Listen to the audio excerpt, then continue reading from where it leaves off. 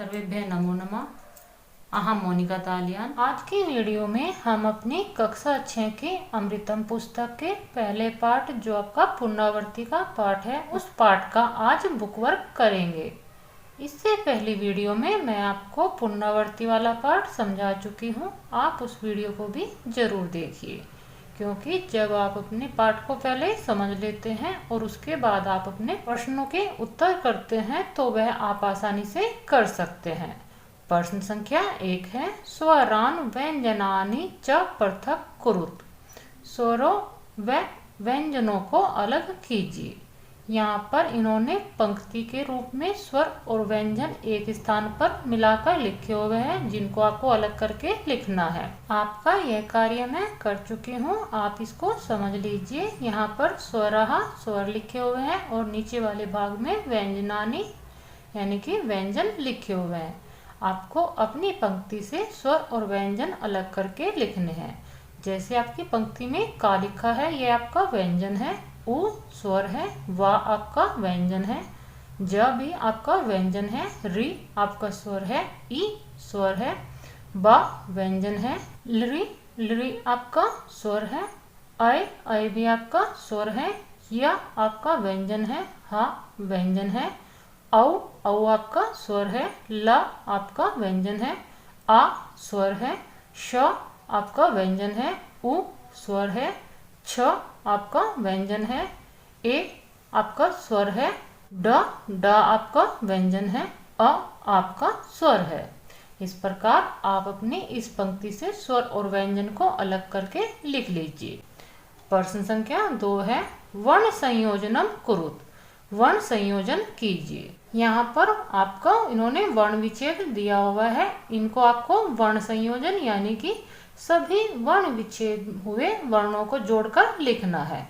जैसे उदाहरण के रूप में इन्होंने दिया है यथा माने, जैसे च प्लस ई प्लस ता प्लस रा प्लस आ प्लस ण प्लस ई आपका पद बनेगा चित्राणी। इस आपको अपने आप करने हैं। का प्लस री प्लस पा प्लस आ प्लस अण प्लस अह आपका शब्द बनेगा कृपणः।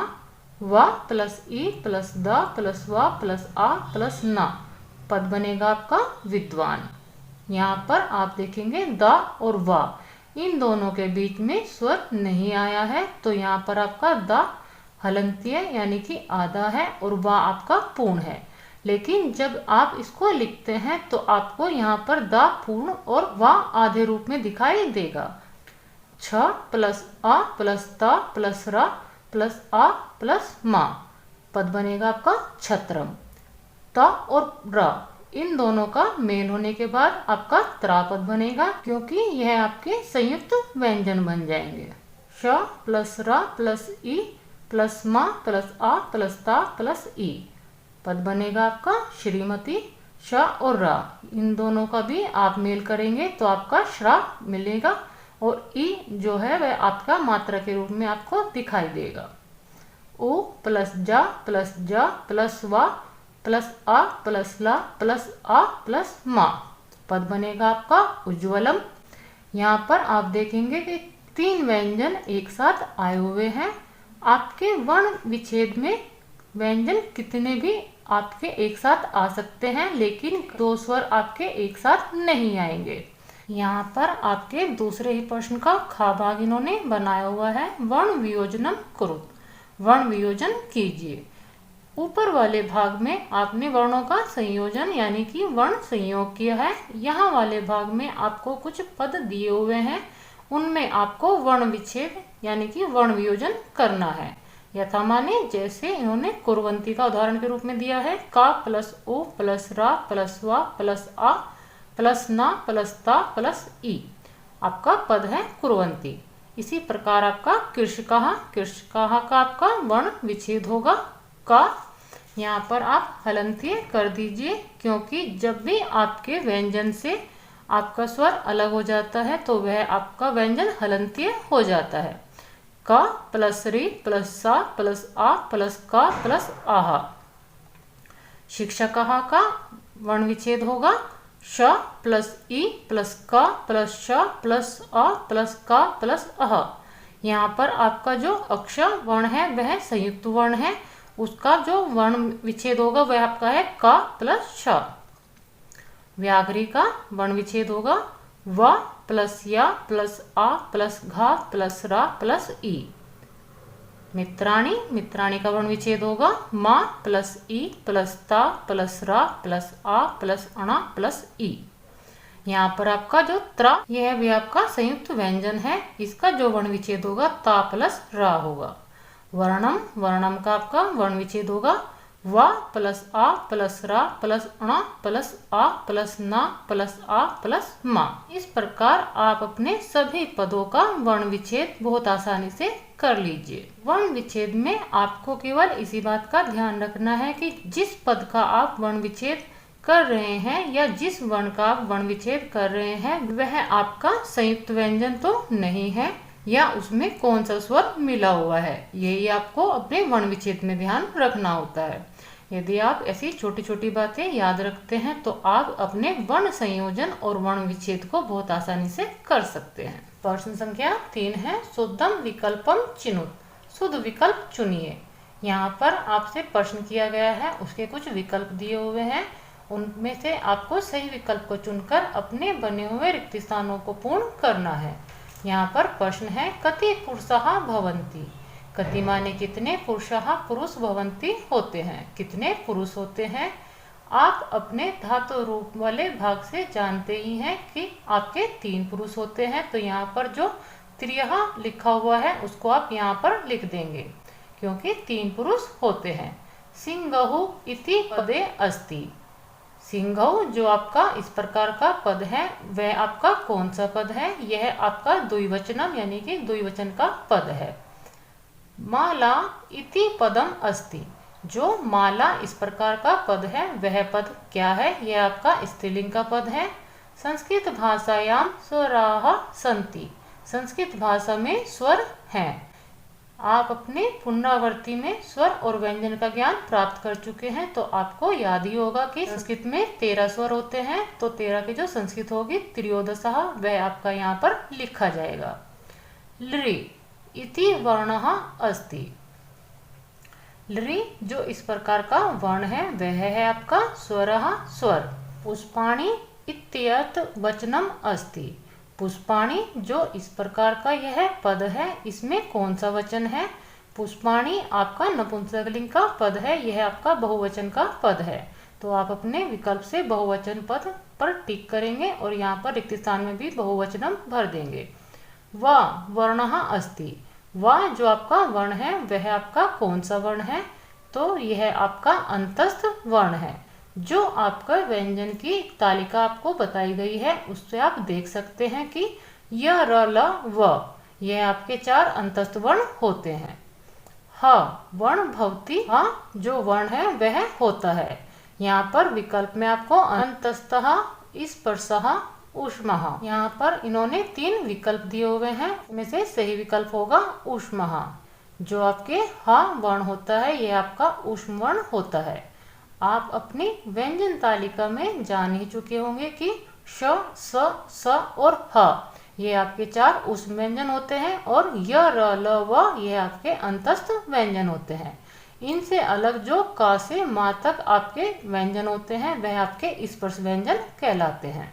प्रश्न संख्या 4 है पदानि वचना अनुसारम विभाज्य लिखत। पदों को वचनों के अनुसार विभाजित करके लिखिए।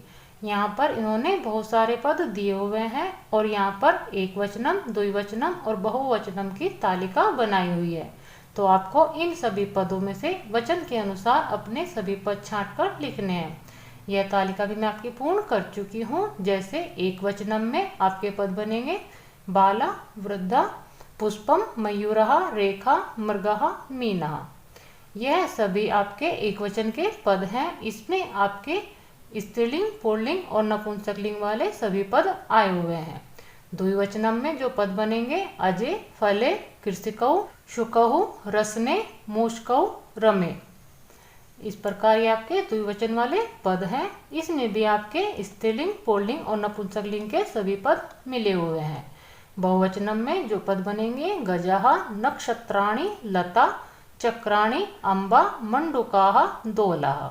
ये आपके सभी बहुवचन के पद हैं। इसमें भी आपके तीनों ही लिंगों के मिले जुले पद हैं। तो आप अपने इन सभी पदों से यह सभी कार्य बहुत आसानी से कर सकते हैं। यदि आपने अपना पुनरावृत्ति वाला वीडियो देख लिया है तो आप ऐसे प्रश्नों को बहुत आसानी से कर सकते हैं। प्रश्न संख्या 5 है, शुद्धम वर्ण वियोजनम चिनुत। शुद्ध वर्ण वियोजन चुनिए।